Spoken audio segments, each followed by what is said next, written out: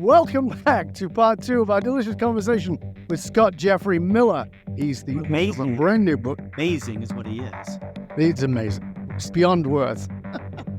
He's the author of the brand new book called Career on Course. Take your career from accidental to intentional. Is this your 7th or your 8th book? It's the 7th book I've published. I've written more. They're coming, but it's the 7th book that's been published. To say it's prolific is a gross understatement. If you didn't catch part 1 of the show, I encourage you to go back, take some notes. One of the things we really got into was the importance of understanding your values. You're going to be intentional in your career. You got to know what are your values. What are your values as a human being? What are your values even in your career? And what does that mean? We also talked about boundaries and how those two things are tied together. Again, if you haven't been there, go back, listen to it. I encourage you to take notes. I always do. I think it's incredibly valuable for you. I want to go into part 2 of the show by looking at some of the other aspects, because the book offers 10 strategies. As we talked about values, it was right there at number 1. We want to talk about some more of those things. And one of the things that really comes up, and Scott and I have talked about this on other podcasts, when I was on his show, when he's been on mine before, and that is the importance of leadership, of self-knowledge. I feel like that gets so much lip service and so little depth. People don't really understand what it means. That, it's important to have self-knowledge. And then I talked to him, and it was like, yeah, you clearly don't have any, or you have very much a surface level of it. And it's not because they're a-holes, it's because they actually think they have it, but they don't really have it. And I know that this is an important point for you. Talk to us about this important factor in being intentional in your career, self-knowledge. How does that tie? Because a lot of people go, well, it doesn't really matter, my skill set. They're wrong. Your skill set gets you the job. Your self-knowledge, I call it your self-awareness, is what helps you keep the job and get promoted. Let's talk about this. Strategy number 3 in the book is called study yourself. Yeah. The reason I wrote that is because to the extent people are like you and I, look behind me, right? I mean, you and I are both prolific interviewers and readers. Yes. Most successful people in their careers have people that they study, right? They have, authors that they've read all their books, and podcasters that they know their entire journey, and they have their favorite keynoters and bloggers. I can tell you everything about Malcolm Gladwell, Seth Godin, Liz Wiseman, Susan Cain, Kim Scott. I know their careers and their jobs. Keep doing that. But I think, Doug, what happens is we spend so much time studying other people's expertise that we don't spend enough time studying ourselves. And this is why this is strategy number 3. Let me tell you, in my 30 years, I've had the privilege of interviewing thousands of people for jobs. Mm-hmm. I've had the honor of hiring several hundred people, and I've had the responsibility of terminating about 20 people. Like, I have to fire. I can tell you, never once has there been a termination because the person lacked the technical competence to do the job. They had the degree, they had the certificate, they had the credentials. Every single person I've terminated was because they lacked self-awareness. They had no idea what it was like to work with them, to lead them, to be led by them. They had no idea what it was like to go on a client meeting or collaborate on a project or stand in a trade show booth. And they were all shocked when I told them. Of course, I told them prior to termination, hey, this is what it's like to work with you. You've got to work on this or you're going to have to work somewhere else. My point is, all of us have a certain level of self-awareness, and it's probably less than we think it is. So first and foremost, just acknowledge that you're probably not very self-aware. Here's some great examples. I'm a really high-energy, charismatic person. I have a fairly aggressive person. I know. Newsflash. I have a fairly assertive personality. My voice level is always right up here. And unless my wife is in the car next to me, like 2 feet over, saying, why are you screaming at me? I don't even know this is my natural voice level. I don't know why. Clearly, it's my parents' fault. You get the point. Is I don't think we spend enough time recognizing what it's like to be in a relationship with us. You want to ask your spouse or partner, what's it like to be married to me? Go ask your mother-in-law, what's it like to have had me married to your son or daughter for 15 years? Go ask your neighbor, your pickleball partner, your handyman. You'll learn a lot. Now, you have to make it safe for the other person to tell you their truth. And when they do tell you, you can't deflect it or deny it or dispute it. You have to say, gosh, first of all, thanks for the courage. I appreciate you telling me that. I have a blind spot around that. That kind of hurts. But blind spots usually do. Thank you for caring enough about me to share that. Hey, Dove, when I do that, what do you think's going on? Do I seem insecure? Do I seem jealous? Do I seem nervous? Do I seem threatened? Do I seem in over my head? These are mature conversations. No one ever says to somebody else, do I seem jealous? No one ever admits to being jealous. Let me tell you, I'm a super jealous person. I'm an envious person. You can be a good person and still have some jealousy. It's called self-awareness. And so my point in studying yourself, in the book, I teach you to create a team of 8. A team of 8. 4 people in your personal life and 4 people in your professional life that you trust that have your best interest at heart. And go ask them, Dove, what do I do that delights you? What do I do that annoys you? What are some of the things that you've seen me do or consistently repeat that you think are getting in the way of my influence, of my credibility, of me being trusted by others? You will learn so much if you make it safe for others to help you become more self-aware. Because I'm telling you, you're not. And I'm not either. It's fascinating to see how people perceive me because I think, gosh, that wasn't my intent. Gosh, I didn't know I did that. And then I realized, oh no, I knew I did that. I just had been too lazy to correct it. Or I haven't been invested enough to mitigate that. Here's a great example. When I start talking a little softer with a little smoother cadence and I slow down a little bit, half of your audience is liking me now for the first time. The other half misses the yammering Scott. But when I slow down a little bit, I magnetize a whole level of people that were kind of repulsed by my constant barrage of energy. A lot of people see me as being very salesy and very pushy, and there's truth to that. And I have to recognize that doesn't work for everyone. I can moderate my style and still be an authentic person, as opposed to just saying, hey, this is who I am, take it or leave it. Well, you won't have many friends and success in life if you just think everyone needs to cleave to your style. That's preposterous. Studying yourself, I would argue, is the most important aspect, not just in your professional life, but in your personal life. My wife is very competent, very intelligent, well-educated, full-time mom. My wife will say to me, you have no idea. I can never even have a conversation with you because you always win it. You're always the last to speak. You'll just outlast me. And then my desire isn't to win with my wife. My desire is that my wife speak to me tomorrow and like me tonight. But I take all these professional skills of negotiation and dominance and assertiveness, and I use them on my wife to the opposite impact because I have low self-awareness of what it's like to be married to me. And I think that's so important because one of the things I say oftentimes to leaders is you're running this idea that you took a Tony Robbins workshop or you did a year of therapy or you have been working with a coach for a little while, that you're self-aware. And are you more self-aware than the person who didn't do those things? Of course you are. But are you self-aware? No. And the answer is this, and this is the analogy I give all the time. You're out of shape and you go to the gym and you start eating right and you're suddenly a year in and you're like, wow, I've got a 6-pack and I'm looking good. This is great. And then you say, well, I'm in great shape. So now I'm going to stay on the couch and I'm going to eat potato chips. How long are you going to stay in shape? And you're going to go, well, obviously I know I won't do that. Well, it's exactly the same with the muscles of self-awareness. You have to keep working the muscles of self-awareness. And what's more is if you only do it at the same level, you'll stay at the same level of psychological fitness. The emotional psychological fitness means you have to push into the discomfort. And again, it's resistance training. You have to fight your own resistance and go deeper into it. Well, I love what you just said there. I think it's so important for each of us to pause and ask the question, what's it like to be in relationship with me as a professional, as a partner, as a business partner, as a father or mother? What is it like to be in a relationship with me? Because if you are a dominant personality, like Scott, like myself, it's very easy for people to just back off and go, well, there's no point. I'm not going to win. Every now and then my wife will say to me, I'm just not going to bring it up because you'll have a really great answer for it.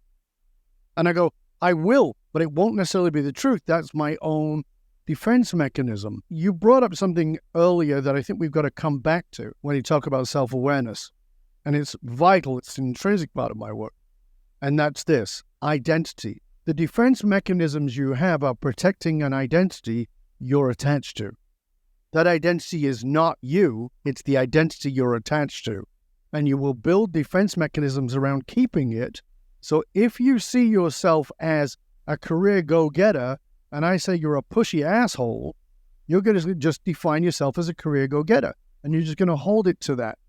If I say you're being pushy and you're not listening, or your wife says that, and you go, well, I'm just an assertive person. We've always got a justification for our identity. And the question, if you're going to be self-aware, is what is the identity I'm protecting, and is that me? Because there's a pretty good chance, as you said earlier, Scott, is that your identity is not you. It's something you were given or something you've taken on that actually has very little to do with you until you know your values, until you know your boundaries, until you know why you are holding on to an identity that likely doesn't serve you. Because if you don't do that, what is going to happen, again, coming back to Scott's point, you're going to be pushing your agenda forward without really considering what it's like to be with you. And you'll find yourself moving from career to career, but you'll also leave a wake of dead bodies in the process. How did you get so smart? I listened to Scott Miller. Whatever. What you just said is profound. I spent my entire career in the self-improvement, self-performance, leadership development industry. It wasn't until I was 50. I'm 55 now that I really understood this idea of I can choose my own identity, that all of my arguments were about self-preservation and self-protection, and I was trying to protect someone who I wasn't even believing who I was. And now I'm on this, like you, like many, a little more self-aware, a little more mature, a little more vulnerable, a little more willing to admit that I'm not as great and as appealing as I think I am, and that the more self-aware I am, the more, honestly, the more I'm willing to show vulnerability. Man, it's appealing to people because they need permission to do the same. And no one gave it to me and no one has given it to them. And I guess that's kind of the quest I'm on, is just to give permission for people to self-discover. I'll tell you, the best advice, Dov, I ever heard was from Franklin Covey's chairman, Bob Whitman. He said to me once in an executive team meeting, thinking is a legitimate business activity. And that hit me so profound because I think in this accelerated world of where we equate busy as a badge, where activity and momentum and acceleration is what the world is all about, how often do you sit back and put your feet up on your table and just think about your relationships, your brand, your reputation, your goals, what makes you happy, what commitments you've made, and should I deliver on them? I'll tell you, one of my biggest strengths is I live in the future. I don't live in the past. I live in the future, but it wreaks havoc on my relationships because I don't live in the present. I'm always thinking about what's next quarter, next month, next year. I'm a very prepared person. I am in control of my future as much as my creator will allow me. It's a great skill. I don't spend any time in the past. What's done is done. But as a consequence, that has a deleterious impact on my relationships, professionally and personally. And I'm aware of this now, and I'm trying to work on this to maybe be less prepared so that I'm more in the present, especially with my sons and my... Yeah, I think that there's a two-sided coin here around this idea of being in the present. And being in the present is very important to be present for the people in your relationships.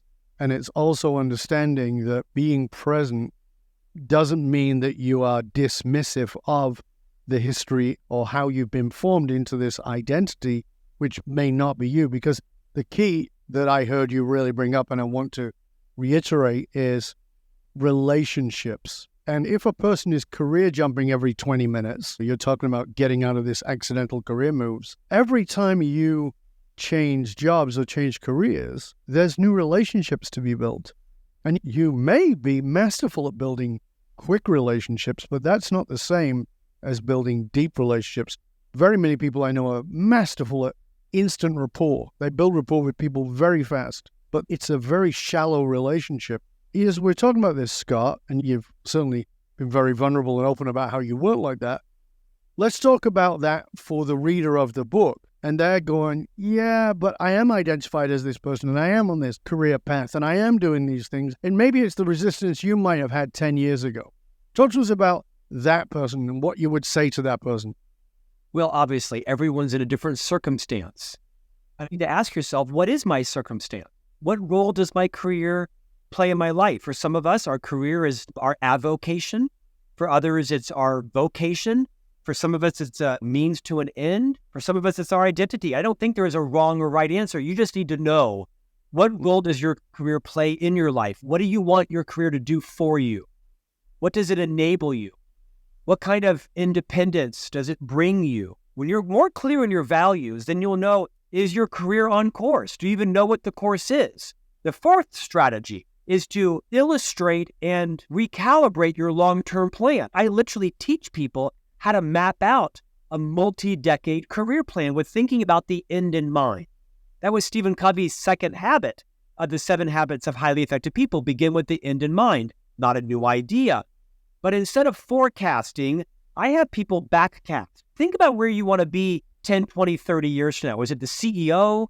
Is it an entrepreneur? Is it retired? Is it a member of Congress? Is it serving on your school board? And think about the ultimate career position. Let's just say you want to be the chief revenue officer. I'm making that up.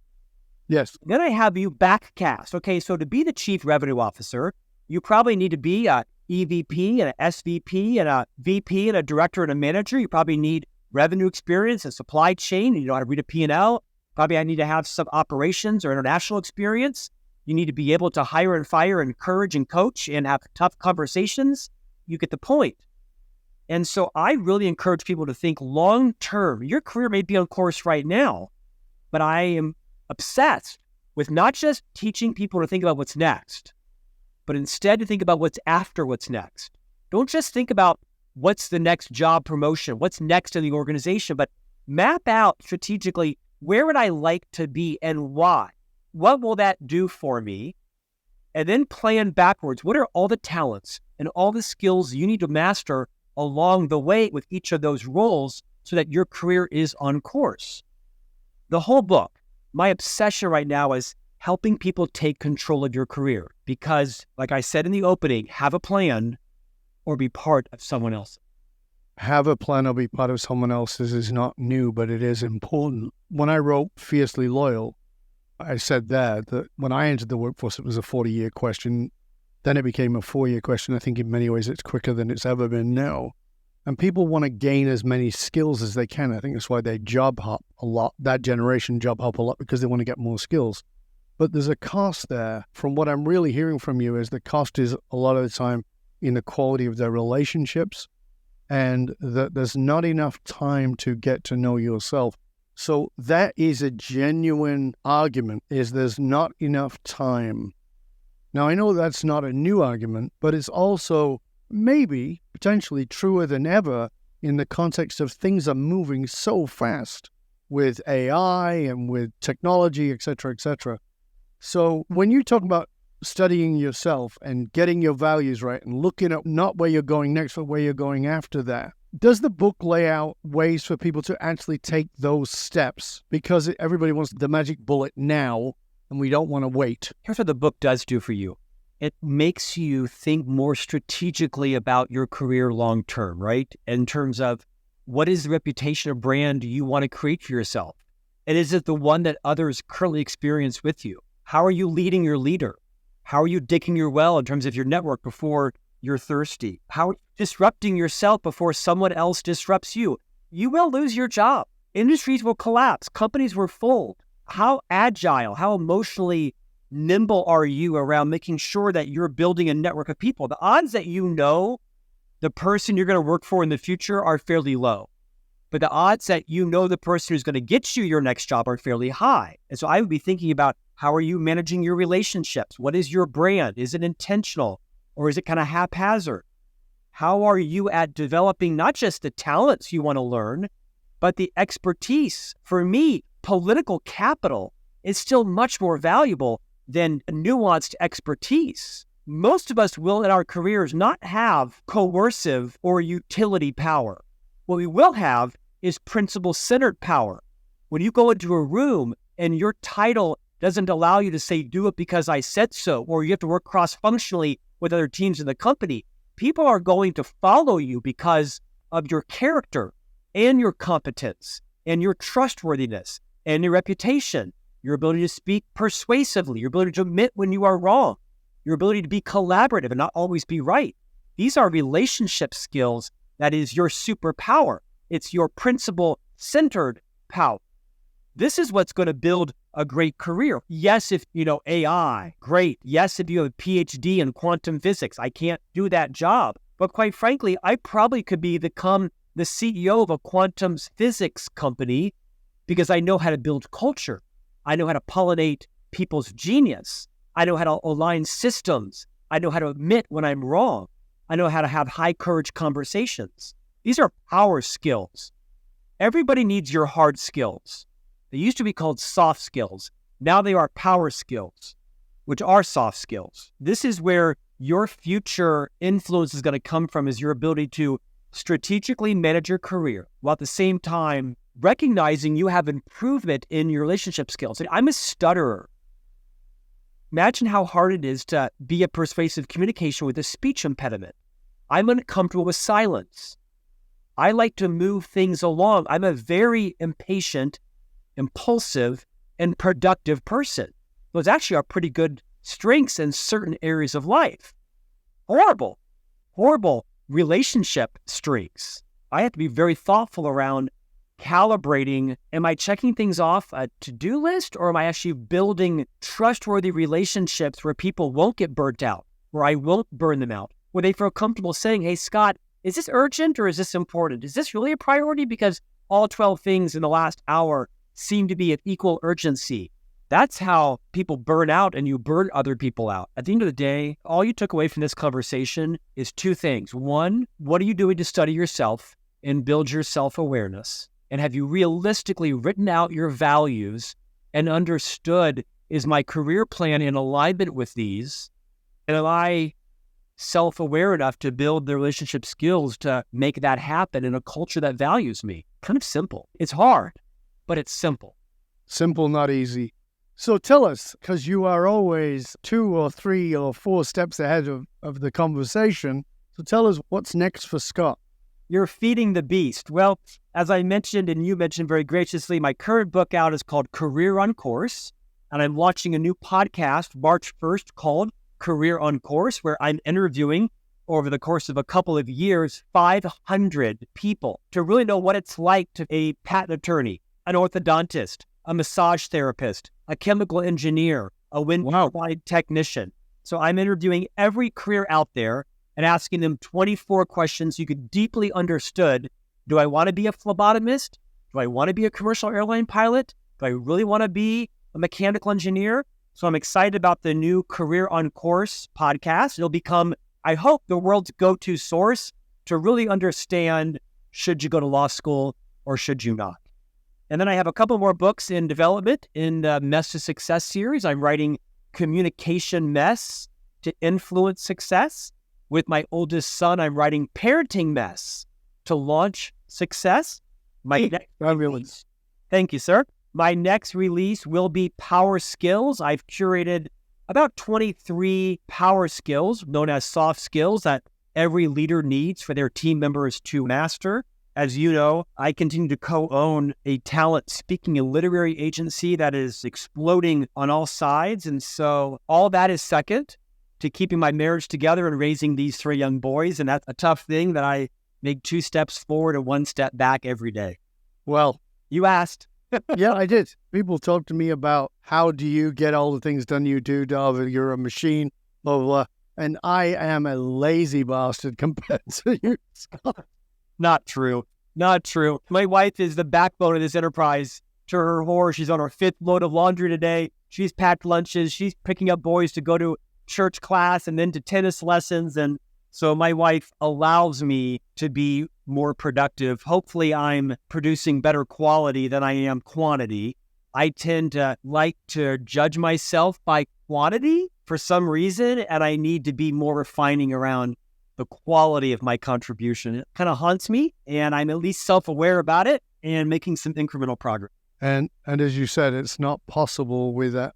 I think that if you're that productive and you're not grounded, that's pretty much a recipe for not only burnout, but just emotional failure. I know that the backbone of everything that I do is the incredible partner I have in life, Renuka, who keeps me so grounded, because there are things she does. We'll often talk about all the things she does that I don't know.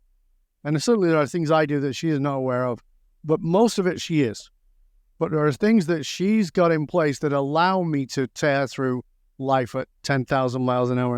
And I really hear that with you, with 3 kids. That's what I said earlier. Choose the right partner. It makes all the difference in the world.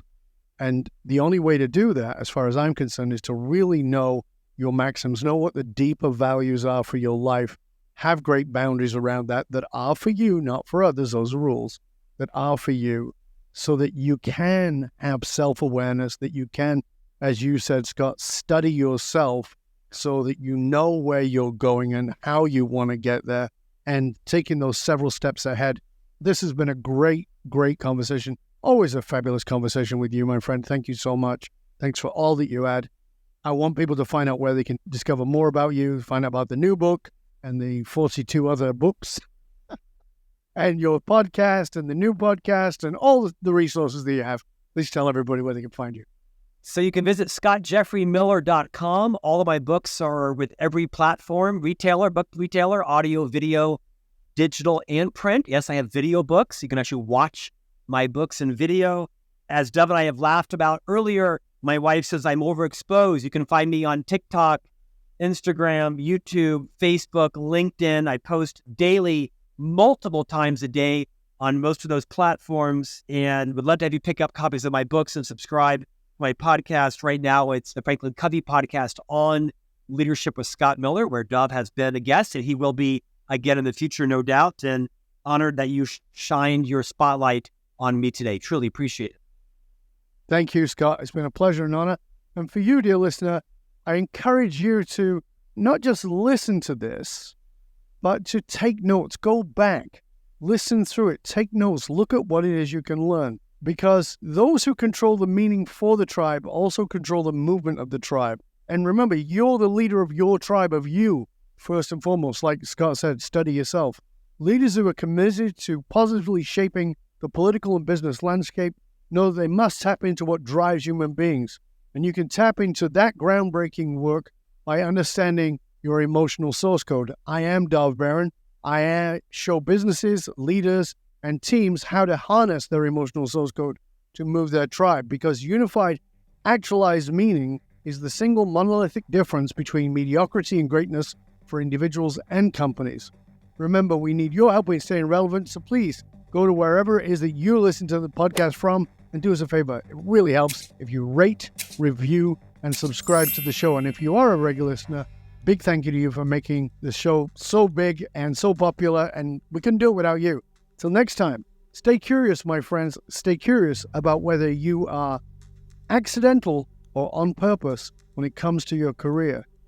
This is time for you to go through these steps. Grab Scott's book, go through the 10 steps, study yourself. Because when you study you, you're in for a surprise. You're not as aware as you think you are. None of us are. But when you get to that depth and you get to understand that, the transformation you can make in yourself and in those that you serve is magnificent. I'm Dov Baron. I'm here to assist you tapping into your deepest meaning to reach that next level of clarity, focus, purpose, and profit in your business, in your life, and in your leadership impact. And I am out.